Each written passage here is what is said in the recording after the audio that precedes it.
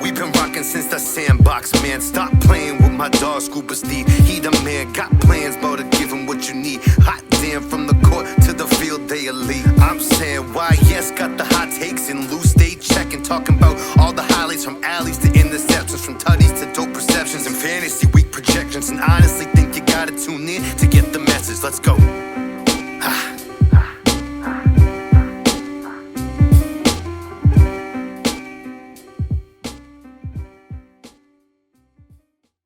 Since the Sandbox fans, today is a very special day. We are honored and privileged to be joined by former NFL cornerback, husband, father, author, former college standout at Hofstra, entrepreneur, Kyle Arrington. Kyle, thank you so much for taking the time to be here today.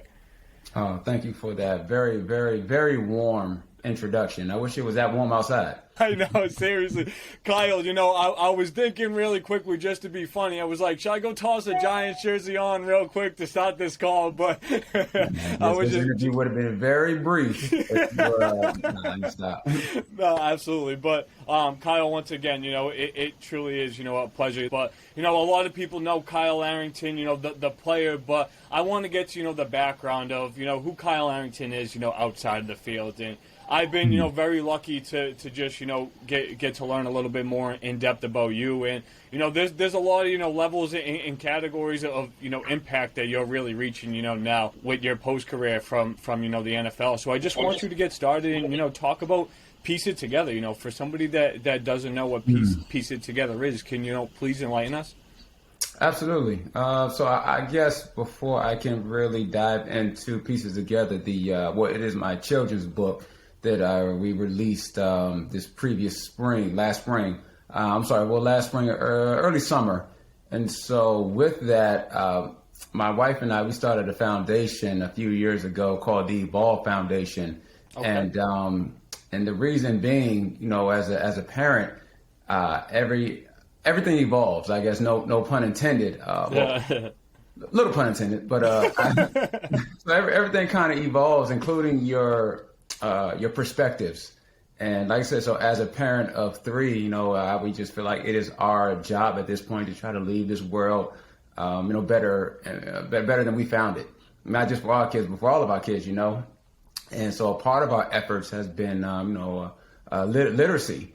And so with that, I wrote, we wrote, my wife, she was a big part and kind of going through the idea process of it all, and my publishing team. So it's kind of like what the title really hints at. We, piecing it together, which overall the overall theme and arc of the book is just about togetherness, teamwork, unity. And it's something that, we do on a daily basis without even, really realizing it. But we want our kids first and foremost to have that foundation. And part of what we wanted to incorporate in the project was also STEM. So the characters in the book are using STEM toys to build designs. And my wife and I, we're firm advocates behind, STEM, science, technology, engineering, and math, for those who aren't aware, as far as the importance of the education experience for our kids.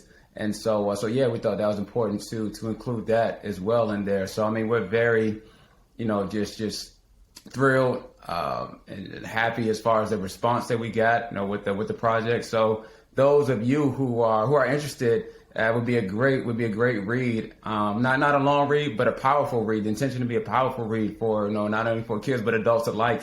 And so you can find it on Barnes & Nobles as well as Amazon. Perfect, Kyle. Thank you so much. And I think that's so inspiring, right?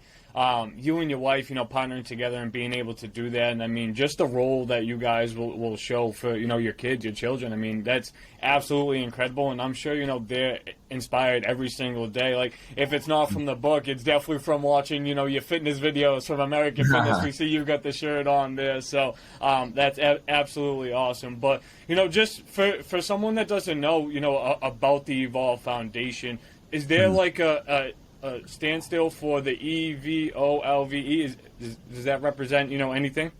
Yes. No, thank you for asking. So it is an acronym and abbreviation for Empowering Value of Life via Enlightenment.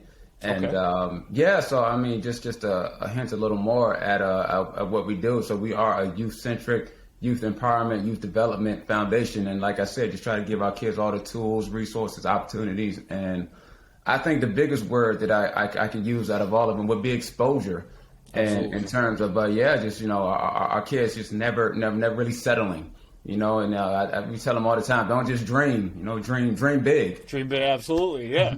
No, that's awesome. Thank you for sharing that. And I do want to touch a little bit on the book, but since we're talking, about Evolve, I see that you guys have done, so many charity events. You do the charity golf tournament, you do your Pursuit of Greatness football camp, and I also saw, a little bit of the renovations that you did at the Gwynn Park High School. So do you want to go, a little bit in depth about what the foundation has really done for, those events? Sure. No, appreciate that opportunity as well. So, you named it. So it's really just about where the voids are. And so it's everything, like you said, under the sun when it comes to just being able to allow our kids being the best versions of themselves. Whether that's fighting and literacy, whether that's exposing them to different sports like golf or different opportunities like STEM. We actually partnered with iRobot and the Players Coalition not too long ago, and we're able to create a STEM program at an elementary school. So we had kids even as young as 5 years old participating in that, and just giving them the opportunity, because that's just the way that we're heading in society when it comes to technology, right? Yep. And so why not be able to expose them to, they're on their phones and expose their tablets and all that type of stuff, like electronics at an earlier age. Why not allow them to see or figure out for themselves how it operates, and a lot of our kids, could go, towards a path in, engineering and coding and in the tech space. So, I think that was one of everything we do, like I said, is fulfilling and gratifying, but that definitely was a gratifying experience right there. And the renovation project we did at my alma mater, Gwynn Park High School, was another one of those full circle moments as well, because almost how many years ago? I don't even want to dare to say. Too long. Coming out, so many years ago. But when I go back and visit, nothing had been changed. Every single piece of equipment was there when I was there, so many years ago. And even it was even there before I even got there. I remember hurting myself specifically, and it was one piece of machine where it shattered my shattered my shin, and that machine was still a detriment to kids trying, so we have like wood exposed on the, you name it. So we saw, I said, another opportunity, another void where we could step in and just give our kids, promote an environment where they could be the best version of themselves. So it was like a $65,000 valuation that we put on the project, when it comes to new equipment, new lights, new paint, new flooring, new everything. So if you go on our website and see the photos and the transformation, it was a team effort. We definitely pieced that one together. No pun intended there, Kyle. I love it. Little pun intended. Yeah, always dropping it in. That's awesome. But no, I think it's so important, right? Where the world is, extremely involved around technology nowadays. Having young student athletes, if they want to use, technology, whether it's STEM or the cell phones, as tools or resources to just benefit for the future, I feel like it's absolutely, a very smart move. And, instead of just being able to consume content on YouTube or social media, ways that they can be empowered, just like you talked about. And what you mentioned with the elementary school, was that the Brandywine Elementary School in Maryland? It was. I see. Been doing your homework, your research. That's right. Yeah. So, I thought it was really cool, your whole journey. So I had to get, the full deep dive with the background. And I just got to ask, what was the process like of creating a story? I've always pondered, the thoughts of in the future, creating a book. And I just feel like everyone has, a story to tell or an experience to share that, one person might be able to, benefit from. So if I can just share that and put that on paper, I'd love to. So please feel free to let me know, what that process was like. And I think you really just hit the nail on the head. That's a huge part of it. We all have a story to tell, whether it's our own story, whether it's some type of literary fiction, whatever the case may be. I think that we all can take away something from each other's story, each other's journey, or each other's just pieces of work, right? And so with mine in particular, it was, it's a feeling, so I couldn't sleep. Just one night, I just really could not sleep. I could not go to bed. Just had these thoughts in my head, and I felt like I had to get out on paper. So I come down, flip the old laptop open, jot a few things down. And then, it definitely was a process, but, throughout that process, it's from that moment is what kind of essentially turned into or led into the project that, we have before us now and pieces together. But, during that process, it was, we went through a few different iterations of whether it be the words themselves, the language themselves in the book, whether it be the characters, you name it. So it was a full-fledged team effort in that process, and it was very, very rewarding though.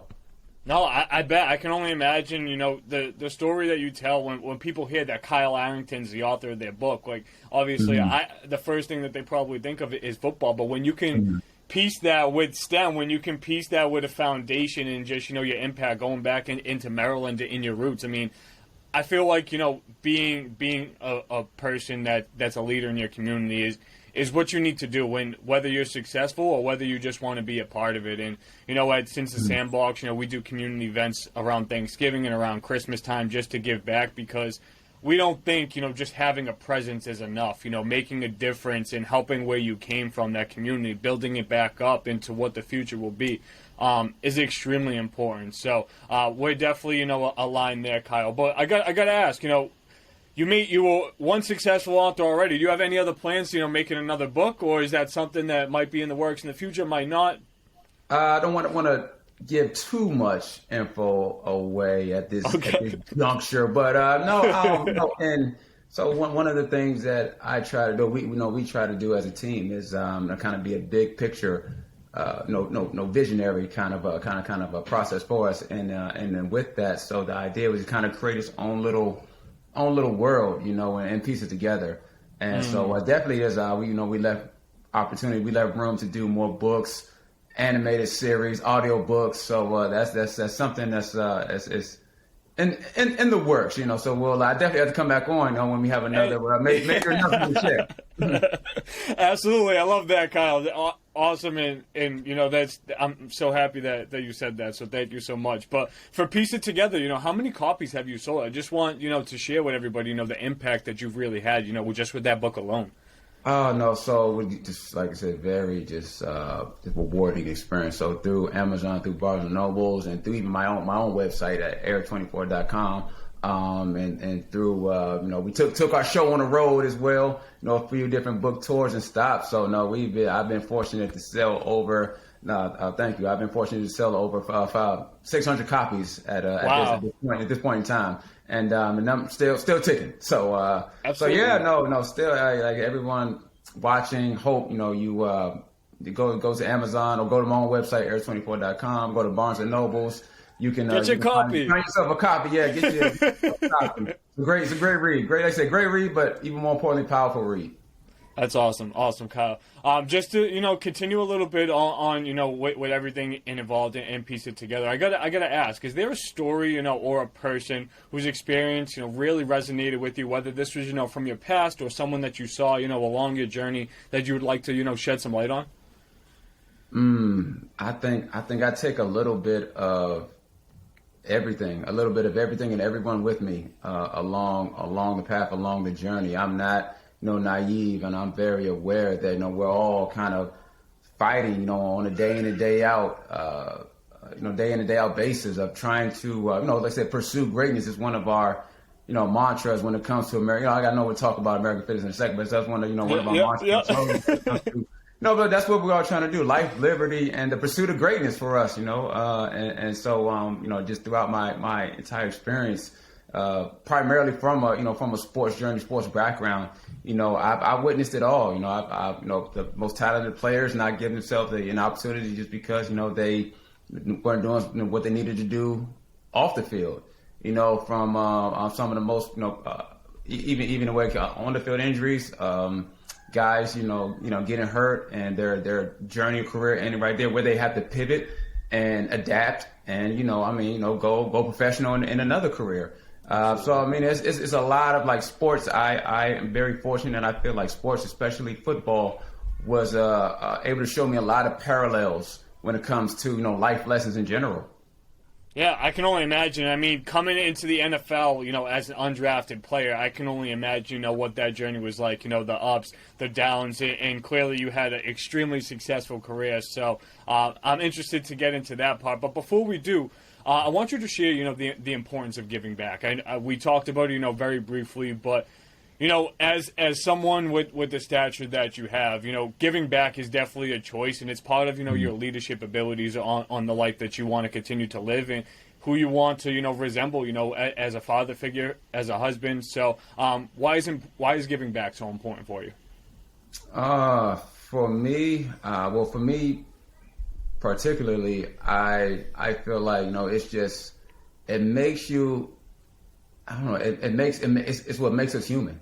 Absolutely. I feel like, just caring, just giving a damn, about the next person, man, woman, boy or girl, so, and it's a great feeling. It's almost, I think I heard Denzel, this might have been Denzel kind of hint at it one time, was kind of talk about it one time. He was saying it's a selfish feeling. So, if you think about it, because it makes you feel good. I mean, you're not doing it because, you're for selfish reasons, but just the way he framed it. I mean, so it is almost a selfish feeling because it does make you feel good. But I mean, it's supposed to, because what, like they say, it's better to give than receive. And and I just feel like what you put out into this world is what you'll get back 10 times fold. So that's why it's important to me.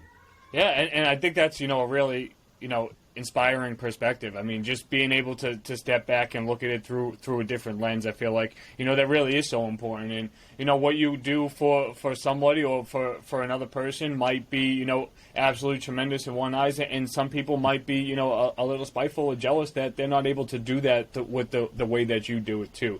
So I think that was an absolutely, unique way to share that. I mean, but it's all, not to cut you off, it's all so many shapes and forms of it. It's not all about macro moments, like doing presentation or renovations, things like that. It could be something as simple as just a conversation with someone. Someone you can see them maybe they might need a pick me up or something like that. Something as simple as that, and you never know like how that can change somebody's day. That can make somebody's day. That can maybe potentially even change their trajectory in life. You just never know. Like no act is too small. We all just kind of do our part. How we can and when we can. Absolutely. Kyle, that's awesome. Thank you so much. So now you got the American Fitness shirt on. We want to learn, a little bit more about that. So for somebody that's never heard of American Fitness before, can you please, go into a little bit of in depth about what American Fitness is and, who's really involved in that? Thank you.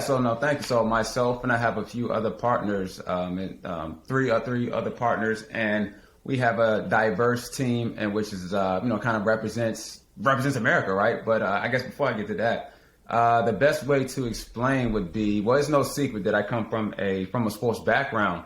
So therefore, I grew up in a culture that makes you only as strong as the person fighting beside you, right? And so American Fitness is a movement that represents way more than just, lifestyle fitness brand. It's meaningful to me, and I hope to everyone else in the way that life is. So it's about the journey. Absolutely. And no one person's journey or experience happens in a vacuum. So we grind together, we grit our teeth together, we get knocked on our ass together. Yeah. we triumph together, but most importantly, like I stated before, like we have to pursue greatness together. So essentially it is a brand, or rather message, that represents the essence of our culture of just sheer will, determination, and resiliency. Yeah, I mean, you could even say that it's a way of life. You know what I mean? Like for some people, with fitness, it absolutely is. It's all about, being right, being healthy, and, just pushing yourself to always, strive for the best. And I know, just in fitness alone, that's a great way for, someone that's still very goal-oriented and wants to make sure that they're staying up, with themselves, that they can continue to do that and strive for, that greatness that you just shared. So I absolutely, believe that. And I don't get in the gym like you, Kyle, but it's not just physical, it's about being fit, sound mind, body, and spirit, right? So it's mentally, it's spiritually, like I said, physically, what we put in to our bodies. I mean, it's all of it. It's all, everything is connected. And it almost goes back to us talking about telling our stories, sharing our stories. And that's what, American fitness represents. Just a collective, collective ideologies, methodologies of, like I said, of just trying to be the best versions of ourselves. For sure. So, Kyle, I also saw, this quote, and it really stood out to me. So I just want to share that with everybody. It said, individually you can go fast, but together we can go far. So I'm sure that, you've heard that quote, numerous of times. And whether, that was you, your team, or whoever, really came up with that. I want you to share, the importance of that quote, because I feel like that's, just a couple of words that can really, mean something for somebody. Of course. So it was, and piece it together. So if you flip over the first second page, so you will find, that's where you'll find that quote. Awesome. And for me, it's like you said, it's a way of life. Mm-hmm. It is like, the very my essence, because I feel like I said, once again, just growing up in a team background for the majority of my life, is something that I truly feel like that's the way for us to get, for all of us to get where we're truly trying to go is through each other. Because like I'm sure I can be successful in my own right, just like you could be successful in your own right. But what happens if we put all of that knowledge and those tools and those resources together? Yeah. I mean, that would be something truly just like incalculable. So that's kind of where I guess where my perspective is. Yeah, and that's how, we spark and inspire change, and I feel like that's always what we're trying to do in such growing and evolving world. So Kyle, thank you so much. I mean, you guys are going to have to go get your copy and piece it together, learn a little bit more about, that quote. And, Kyle Arrington's a great dude, so we really appreciate you taking the time. And what everybody's here for now is to hear, about your journey, to the NFL. But before we get into that, I gotta highlight some crazy stats that Kyle had through the years. So 380 total tackles, 3 sacks, 6 forced fumbles, 51 pass deflections. That's an incredible number. 1 defensive touchdown, 4 returned touchdowns. So Kyle, that's crazy, tremendous numbers here. Just want you, to take a minute and, just reflect on your journey, as an undrafted free agent coming into the NFL from Hofstra. What was that experience like? I'm still on the 300 and how many ever I mean, I'm feeling every one of them right now. Let me stop. 380 total tackles. Yeah, no, and I think it's the few with between Adrian Peterson and beast mode. Oh, that I'm feeling the most right now. Oh my God, you're giving me PTSD thinking about not stop.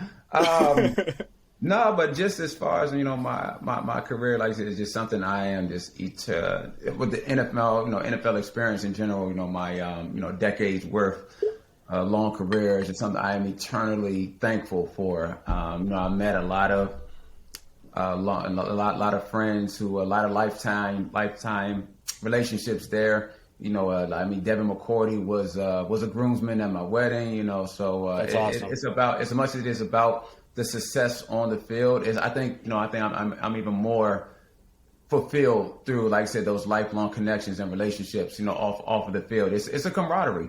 It truly is. It's because you think of you look at all the statistics out there as far as the chances of being a professional athlete, which are you think you're slim to none, but with that experience comes a connection, a brotherhood, because you go through an experience that only a small percentage of the population will ever truly understand.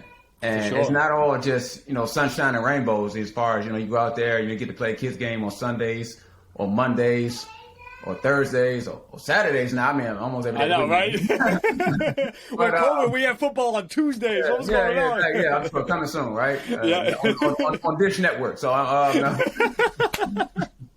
no, but I mean, yeah. So like, it's the camaraderie, man. Which like I said, those relationships, man, they mean a lot. And like I said, the bond that you're able to develop, with those guys and with those teammates, man. It's so yeah, man. It's a heck of a ride.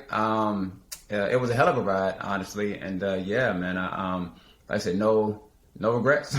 Yeah, that's awesome, and glad to hear, the story of all your brothers in the NFL. I mean, that's incredible, and the fact that, the relationships and friendships can continue, after the game, and that those are real relationships, real personal friendships. That's awesome. So, Kyle, I just want you to share, coming out of Hofstra as an undrafted free agent, what was your perspective, going into the NFL? For me, I've always been kind of an even-keeled person, so I never really wanted to get too up. Never really wanted to get, nothing would ever really get me too down. And I knew I was going to be a small fish coming into a big pond, especially when it comes to a D1 AA program such as Hofstra, who doesn't even have a football team anymore to speak of. So, but you saved their college football for a little bit. Yeah, but so coming into Philly, out of college. So I mean, a lot of people who play sports, I'm sure, can relate. So there's this production chart that goes up. It was up during mini camp, like OTAs, even throughout training camp and preseason. So it's a leaderboard of who has the most like PBUs, interceptions, hustle, stats, forced fumbles, that kind of thing. And so right out of the gate, I was at the top of that list. And I maintained that number one status throughout the entire tenure, there. So that kind of led me, and I'm talking about guys who like Asante Samuel, Sheldon Brown, Little Shepard, Brian Dawkins, right? So Hall of Famers. Yeah. So that right there led me to, and it was encouraging to know that no, you belong, because you think one AA, like the game, you try to take that next step. You didn't go to I didn't go to a Power 5 or SEC, one of those kind of top conferences. So I really truly didn't know what to expect, but what I did know what to expect from myself.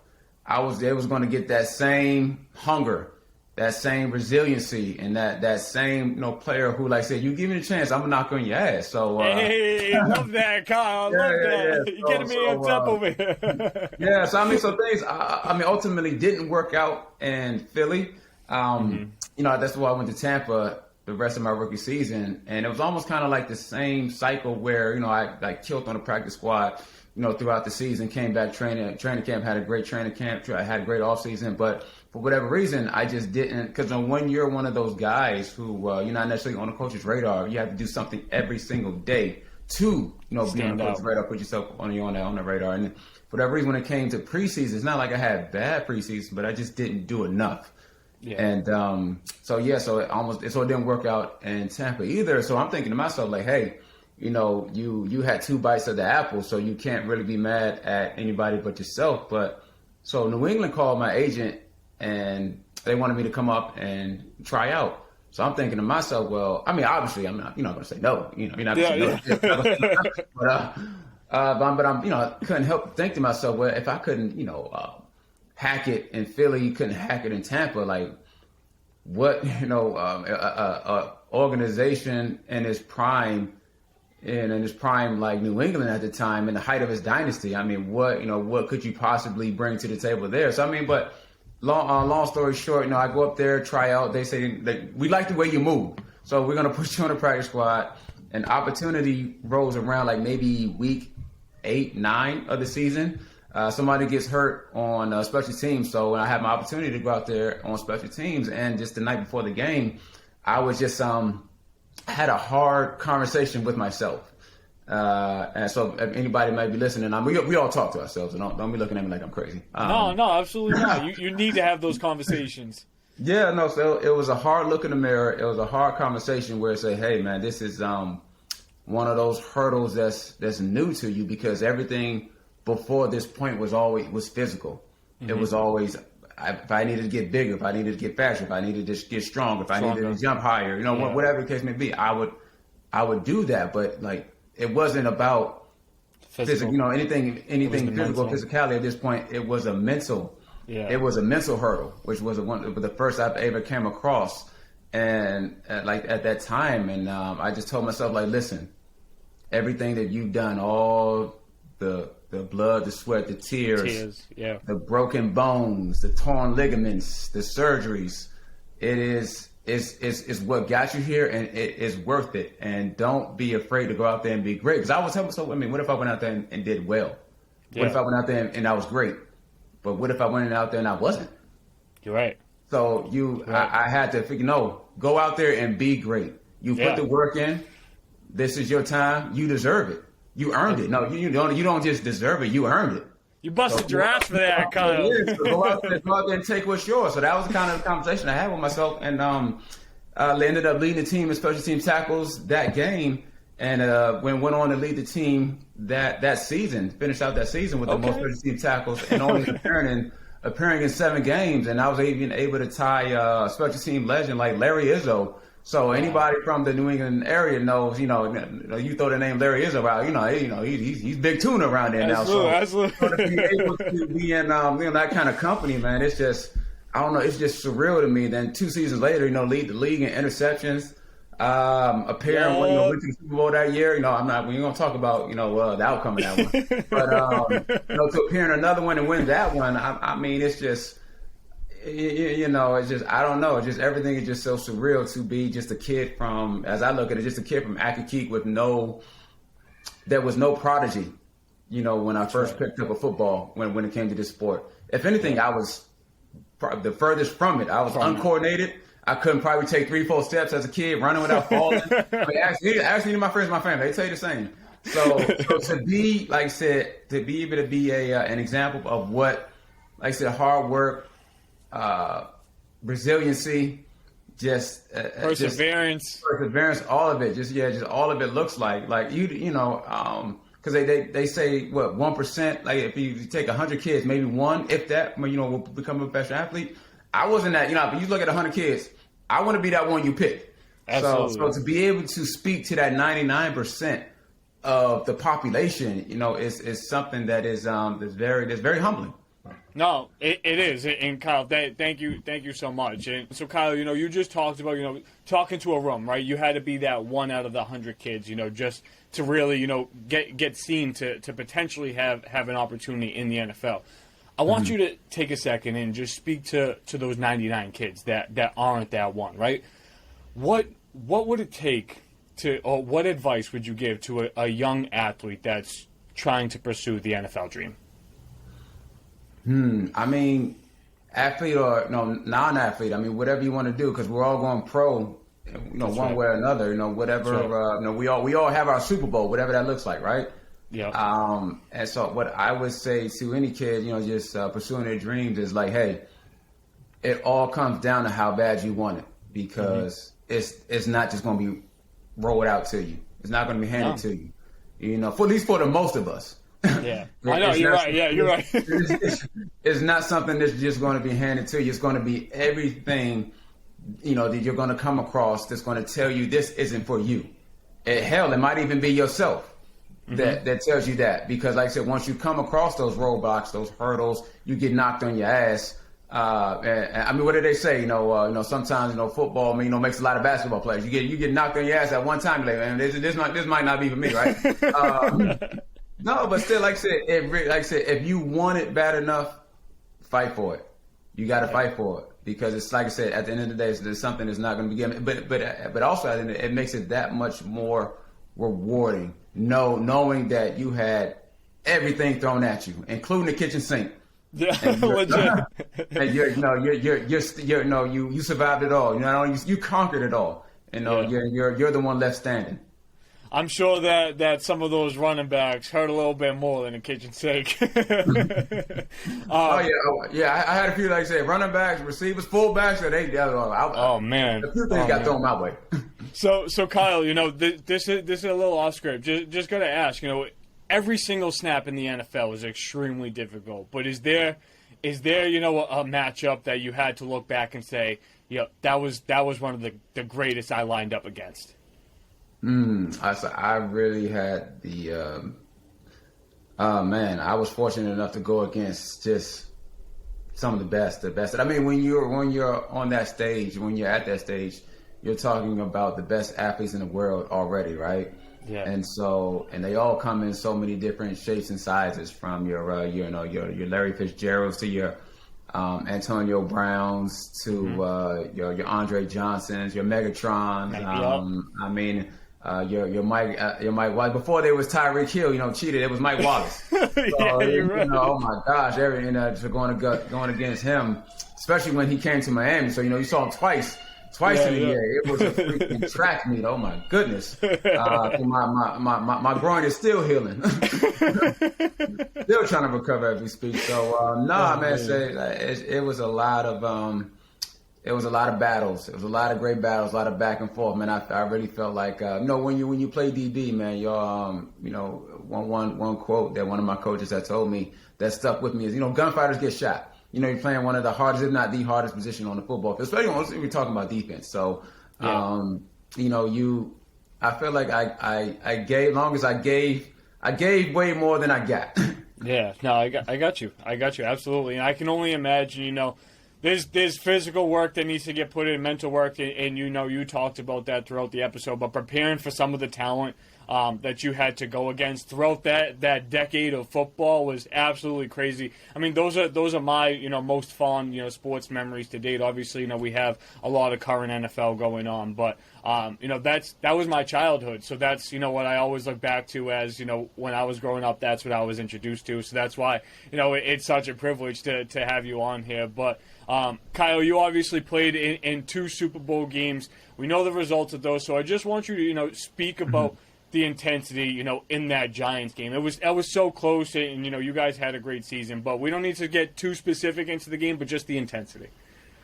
It was the intensity was just on a different level. It's the Super Bowl, right? It's the Catalina wine mixer.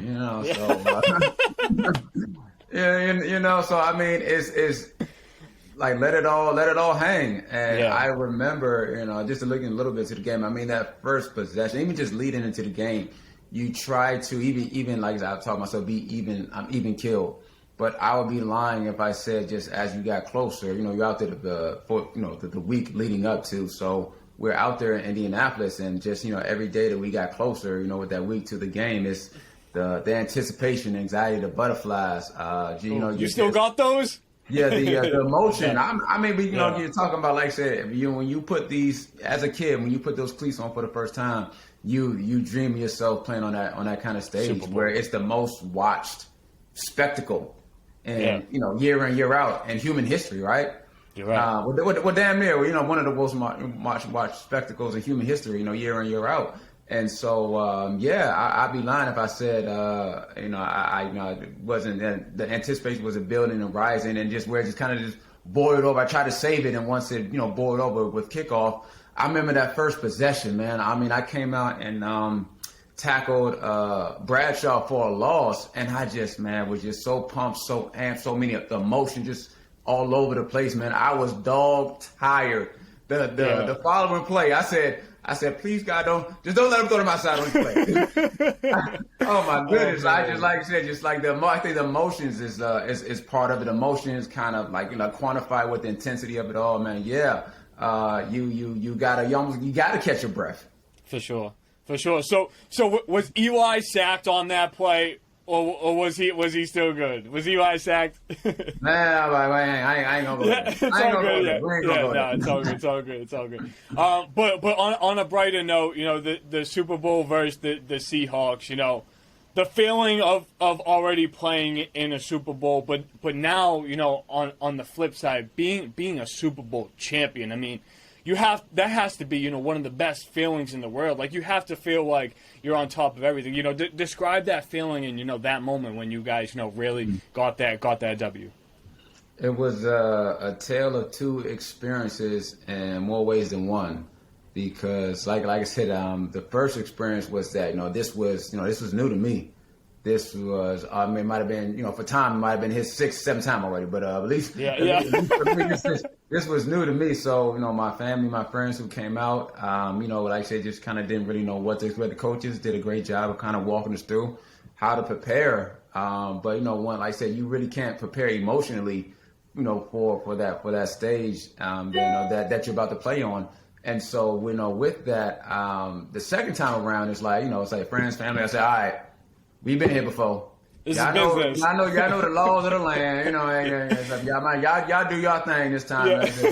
It's a business trip. It's purely a business trip. And so, when the clock hit 000, the confetti starts flying, and you just think to yourself like, this is what it was all for. Like once again, everything that you put your body through, you put not even your body, you put your body, your mind, and your spirit through. You put yourself through hell, hell and back. And to be able to, like I said, feel the confetti flying, the confetti falling, and just you feel the gravity of it all, like just hits you at once. That you are world champion. Moment. Because, that moment, when that moment hits you, man, it chokes you up, because there's no real explanation. It's almost indescribable. It's just it's just like a feeling.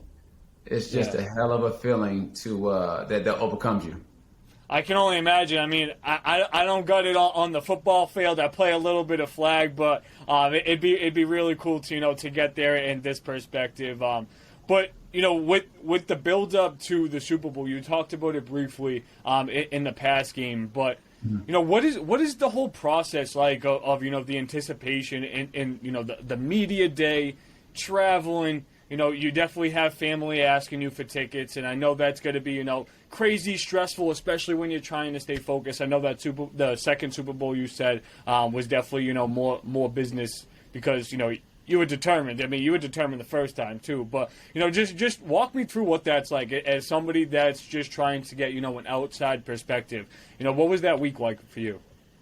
It's a balance. Even between the first experience and then even the second. It's still a balance because you want to. It's a moment to celebrate your accomplishment. I know you still have to finish business as far as the game is concerned, but it's still a moment to celebrate with your teammates, with your family, with your friends, and they want to celebrate you as well. So it is definitely a hard balance to between that and staying focused, staying prepared, trying to watch as much film as possible, doing what you have to do, even in the training room if necessary, and So I mean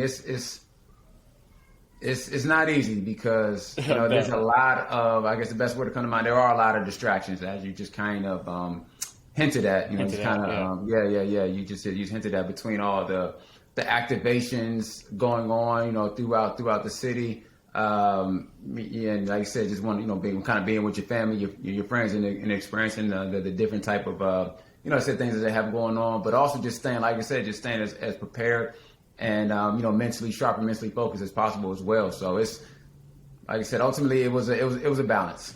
Yeah, no, for sure. So Kyle, thank you for sharing, your Super Bowl experience. That meant a lot to me, and I'm sure, going down memory lane and talking about that experience, I hope brings some joy to you. But this one I want to, focus more strictly on you. Like we're here, we're talking about the NFL leader in interceptions for 2011. So Kyle, I want you to walk me through, that year. Did you have like a different mental approach? Was there something different that kind of like motivated you, or were you right place, right time? I mean, I know that this was after a couple years of experience, playing in New England. So, what was it like leading the NFL in interceptions? Oh man, I think if I go back and look at anything I did different before was. I did more yoga than ever. I did more yoga that year. I kind of doubted back. I don't want to say doubted back, but I had a different approach this year as far as training went. Like I said, year in, year out, all I know is there's no really like my family and friends that know me best know me that there's no real off season for me. Only because, in my mind, I know I'm not a prodigy. So I know I was not a prodigy. So all I know is hard work. All I know is, I have to get better. I have to outwork the next person.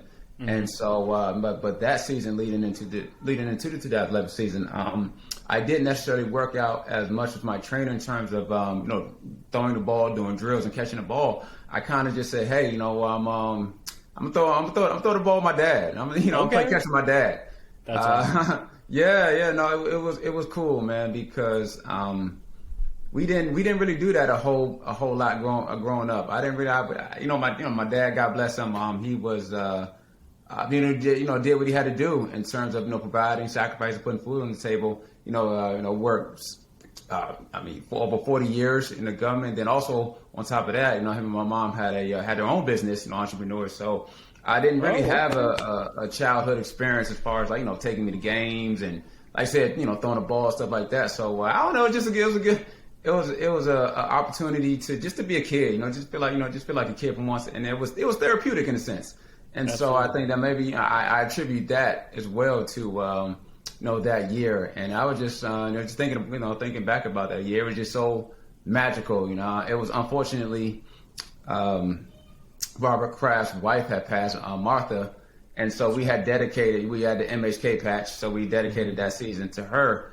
And that's like I said, year led the league. Year we went to the Super Bowl. Ultimately, obviously, we came up short. But like I said, just that year, you just look back and reflect on it. It was very magical. For sure. No, I can only imagine. I mean, that experience has to be so cool, right? And you talk about the journey and the perseverance of when you're young and what you get provided for you. But sometimes as you're older, that experience, with your parents just hits the heart different, right? So I definitely, appreciate, you sharing that, Kyle. So that's incredible. I have to ask, you were a teammate of Tom Brady. I need to know the best Tom Brady story you got. Best Tom Brady story. Well, actually, he was a teammate of mine, but the best Tom. But no, I'm kidding. So the best Tom Brady story I have is. What year was this? This was 2012, maybe 2013. Playoffs. So, once the playoffs hit, Bill's already, a different breed, right? So once the playoffs hit, you can only imagine, Bill times two. So, so one thing Bill, he tells us that, hey, during the meetings, or in and out of the meetings, whether your team meeting, the team meetings, position meetings, I don't care. You go in the locker room. I don't want to see you on your cell phones. I want y'all he's all about it. Focus. He wants to see you focus. I want to see you in the playbook. You should be looking at that playbook. I mean, but as the DBs go, we're always that that badass kid. And they always kind of whatever the parent says in one ear out the other. So we took it upon ourselves. Okay, we're not going to be in our phones, Bill, but we came up with this game called Trashketball, where we we'll just shoot one of these like Pilates trainer balls into an empty trash bin against each other. And so Tom walks in and sees us doing so, and the look on Tom's face, it was almost like Big Brother. He was like, it was almost like y'all defying Dad's. You going against what Dad said. So Tom steals the ball, curses everybody out. He opens the door. Our tunnel is adjacent to the locker room, so he opens the door to the tunnel, kicks the ball, 50 yards down the tunnel, so he continues cursing everybody out, and then and then sends us back, and then he cuts our break short and sends us back to oh my god to our position meeting. And so all I don't know who did it, but that ball did find its way back into someone's pocket. It wasn't me. You're gonna have to trademark and copyright that game and coach that in locker rooms all over the the NFL and college. But that's crazy. And we always see the intense side of Tom Brady on the sidelines, and obviously being a leader. But was being a teammate of Tom Brady, was that something that you think positively impacted you year in and year out? Yeah, I mean, when it's almost like, people who say they're a teammate of like Michael Jordan or LeBron or something like that. I mean, to be able to witness greatness in real time, day in and day out is something that, you tell your kids about, right? Absolutely. And so to, witness the leadership, the commitment, just the sheer will of, to win. To win, the sheer will of wanting to win, and not even just wanting to win, the absolute distaste hating to lose. Yeah. That was Tom. And so, yeah, and I mean, you witness, I'll say, when you talk about one of the first, I know people say it all the time, but I mean, this was literally Tom, the first to show up, the last to leave. But on top of that, he was, the nicest guy, because even thinking about as probably my second favorite Tom Brady moment is when I first met him, because when I first get to New England, I'm like I said, I'm just a practice squad guy. I'm like a body, run around out there, show team guy, that kind of thing. And so he comes out of his way to walk up to me to shake my hand, introduce himself, like, hi, I'm Tom Brady. I'm trying to do Tom voice. I'm Tom Brady. Yeah. I'm gonna slap his hand away, but I know who you are. Damn it. The disrespect. You know what I'm saying? I don't know who you are. But for him, he didn't have to do that. Just as far as who he was, at the time, or so I mean, who he was in general. And so he did not have to do that, but he still, went out of his way, introduced himself, shake my hand, and say, we're glad to have you, we're lucky to have you. And not just me, like I said, he's just, he knows all of the custodial staff, the people who worked in the kitchen, everybody who works in the media. I mean, it doesn't matter. Like if you work in that facility, Tom knows who you are, and he is very as personable as they come. Yeah. So that's one thing I just I probably respect the most about him. That's awesome, and as a football player, you don't always get to hear that authenticity, but to hear that and how it impacted you, how that that one moment of him coming to shake your hand, whether that was whatever, but how that really stuck. And I'm sure that moment is still a memory of his too. So that's absolutely. I'm sure he'll be telling his kids about that. Telling his grandkids about that moment. I'm sure. I hope so. I mean, you led the NFL in interceptions for him. So every good offense always needs that defense, right? As Teddy Bruschi would say, defense wins championships. So absolutely, have to recognize that the defense there. But Kyle, from one great, to the next, did Bill Belichick come and shake your hand just like Tom did? What was it like, being a player for Coach Belichick? So Bill had gave me the strength I needed. Just the reinforcement that I needed in a different way. So when it was my time to come up, the night before the game, so we have, we had the night before our night meetings and whatnot. So he kind of pulls me to the side. And he just, he tells me, hey, look, I know it's your first time about to go out there, about to suit up, but there's nothing to be nervous about. It's like, just don't do anything different. I mean, you've already proven you belong here. You wouldn't be here if it was anything otherwise. For sure. So that was very encouraging to me for Bill to say that, because it just kind of led me to tell myself, like, hey, don't overthink it. Mm-hmm. Like. Right. You prepare for this you moment. That dude, Kyle. Yeah. So, man, you've done everything. You've done everything to prepare for this moment, and so just go out there and just have fun. Just have fun with it. So, I think that was the. I'm grateful for Bill for that. Kind of pulling me to the side for that opportunity, and just that moment as well of encouragement. Those words of encouragement. When was the last time you were in New England? I went a few months back. Went up there for an appearance, and it was cool because bumped into a few of my teammates that are also there, for the same appearance. Nate Ebner, Chung. I think even and although he didn't play in New England, I mean LT. The great LT was there. Yeah. So awesome. that was actually my first time meeting him, and who was probably arguably the greatest football player ever. Outside of Tom Brady, but I mean, so that was cool. That was cool. That's awesome. So Kyle, we got a couple minutes left, in the conversation. So this question, as being a part of the New England Patriots organization and franchise for the tenure that you did, you were part of arguably the greatest sports dynasty of all time. So I just want, you to share to everybody, what that really means to you. It's something that is not taken for granted. Something I will forever cherish, and it's something that will forever be a part of me. It's just a lot of the things that I learned there a lot of the things I take away now to this day. I remember it was a so everything is all about accountability. So my wife, it's funny because I'll be concise. So she always says, so sometimes I'll have conversations with our kids and she'll look at me like, why are you talking to them? Like, why are you talking to them like they're adults? So like, like they understand. It's almost like I'm talking to them as a coach and as a, as like kind of a tough love kind of a perspective. And I tell her, well, you have to understand, like, that's all I've known and the culture that I was brought up for, like the majority of my life. So that's all I know. That's what I know. And that's so that being said, that is the kind of culture that is in New all about accountability. It's all about commitment. Not only commitment to your team, but being committed to yourself. And so a lot of those things that I learned there, I implement still to this very day. It was like I said, it was a snow, it was a blizzard.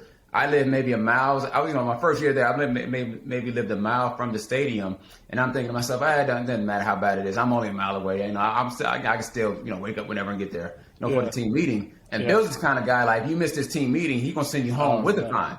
Yeah. And in my first year on the practice squad, I couldn't afford that. You might even cut me. And so I wake up and, it wasn't supposed to be maybe an inch or two, by the time we woke up. It might have been like 3 feet, 3 or 4 feet. I couldn't even get my car out of the parking lot. And so I said, I'm just panicking. And I'm like, oh, shit. I'm just panicking. Yeah, so I'm running. I'm running down Route 1. I'm running down Route 1 at this point. I got maybe 10 minutes to spare. And I'm trying to get my knees out of this, 3 feet of snow. And so a car, I think he's in like a F-350. It's just straight out of a movie, I lie not. I jump in front of this truck, flag him down, wave him down. So he hits the brakes, comes maybe an inch from hitting me, and I got to back up a few steps. So he's rolling the window down like, what the hell is your problem? I'm like, New England Carolinas, I play for New England Patriots. Can you give me riders right, for situation? He's like, New England Patriots? Well, that's all he had to say. Come on in, yeah. Yeah. So he got me. As a matter of fact, if I'm the most grateful, is probably to that guy for even, salvaging my career before it even began. Yeah. Yeah. So without my man right there, I don't know who knows. Oh man, he got me there on time. Kyle, that's absolutely hilarious. I'm so happy you snuck that in there. But that's a great moment that you shared. But do you have a specific moment of memory that you look back and you're just like, you know what, this might have been the best moment of my football career? The best moment of my honestly, I think the day I got a call. So I wasn't draft day. Obviously I wasn't drafted, and so the second day, family and friends came over. I knew I wasn't going to be, the first day. Now they, so before they spread it out into 3 days, 3 days, and a huge event that it is now. It was just 2 days, back then. So my family came over the second day, and I got a call from Philly at the end of the 6th round, and they said, hey, if no one is going to take you in the 2nd round, we want you to be our top priority free agent. And once I hung up the phone, I had just relayed that message to my mom, my dad, all my family and friends and neighbors came over. And so, I think the look on their faces, the joy, the tears, the pride, and because I've always been one of those people where, hey, as long as, my people good, I'm good. Absolutely. So, yeah. So I'll sacrifice. I'll do what I got to do. Like, don't worry about me. As long as you good, I'm great. And so just to see, awesome. To see the look on their faces, like I said, the pride, I think that's what probably made me take in this moment, because I've always been type of like, man, just like, okay, you did something, on to the next, what do you got to do? But I think that was the first time in my life, outside of the Super Bowl, where I really just bask in that moment where, this was so real. This was a hell of an accomplishment. Yeah, no, that's awesome. Kyle, thank you. That I can only imagine, like I said, like getting that call from an organization, and that was obviously the start to your tremendous career. So, Kyle, outside of football and just, going forward, what does the future have in store for Kyle Arrington? At this point in my life, I would just never say never, because I never envisioned myself, from the very beginning, never envisioned myself being, having a decades long career, playing at the NFL, leading league interceptions, going to 2 Super Bowls, winning 1, even post-career becoming an author, actor, model. Yeah, for sure. Entrepreneur. We see the looks, Kyle. I don't got. I need to get right now, but I had to get fresh for you real quick. yeah. But I mean, I just never say never at this point. I mean, obviously, we're definitely going to continue what we're doing as far as our work in the community goes, and then